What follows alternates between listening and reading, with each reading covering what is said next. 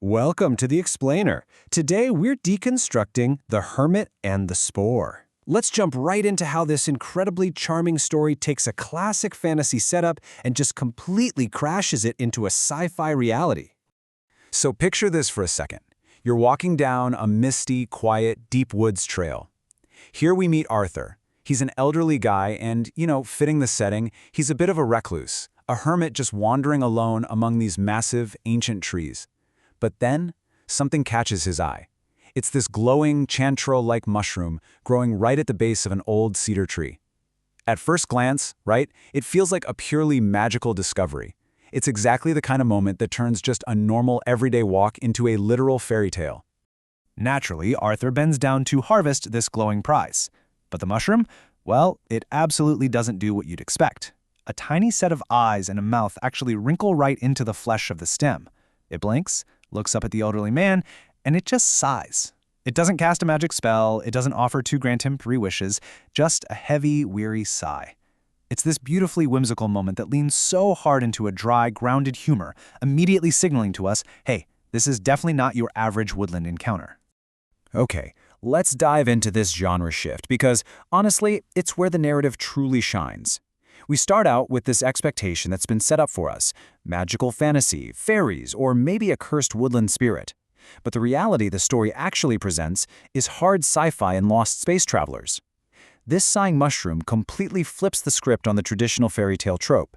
It's not speaking in ancient riddles about forest magic. Instead, boom, we are suddenly thrust right into an extraterrestrial reality. The crazy part is how surprisingly and hilariously mundane its origin story is. I mean, it talks exactly like a weary traveler who just took a wrong turn at the asteroid belt. It explains that its spores were basically just dropped off by a passing scout ship. And its grand mission? It's literally just here to monitor the planet's soil health. Now it's just killing time waiting for the mothership to swing back around and pick it up. The author takes this huge, often terrifying concept of alien visitation and completely reduces it to a routine, boring biological survey.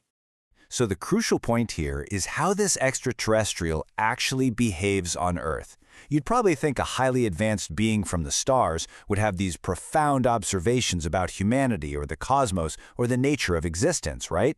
Nope, not at all. It actually only speaks when it feels like it, and when it does, it mostly just complains about the slugs or the rain.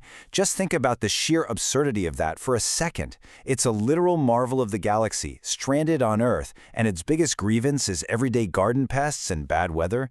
It makes the alien incredibly relatable and adds this wonderful deadpan humor to the story. This brings us to what we can call the convergence. Arthur, who perhaps recognizes a kindred weary spirit in this complaining little alien, carefully scoops it up and brings it home in a small pot. We transition right out of those cold, misty, isolated woods and step into the quiet, modest warmth of Arthur's cabin.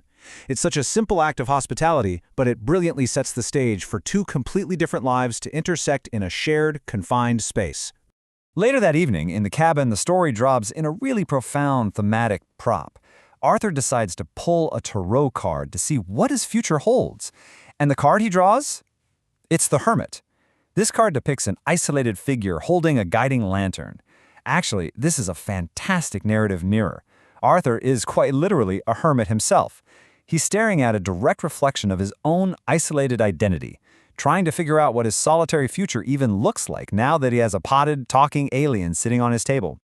And this brilliantly illustrates the real turning point of their entire dynamic. The mushroom, who's been watching this card reading from its pot, looks at the tarot card and says, "Hey, look at that! He's carrying a lantern, just like my people's homeworld beacon. You're all right, Arthur." Just like that, in a single moment, the visual of that lantern bridges an impossibly vast gap. What means isolation to Arthur actually means home and guidance to the alien. It's this shared symbol of light in the dark that instantly connects them, tearing down the walls of their respective solitudes. The beautiful result of that interaction is a strange, incredibly quiet friendship. We have 2 deeply isolated beings here. One is a reclusive human from the woods, the other is an intergalactic soil monitor stranded light years from its mothership. They are from entirely different sides of the galaxy, possessing completely different worldviews, and yet they end up just sharing the peaceful silence of a quiet cabin. It really shows us that companionship doesn't always require some grand gesture or even a perfect understanding of where someone comes from. Sometimes it just requires sharing the same quiet space and recognizing a shared light. So that brings us to a question I really want to leave you all with today. As we've seen through Arthur and his alien friend, connection can spark from the most unexpected, mundane places when we simply recognize a familiar light in someone else.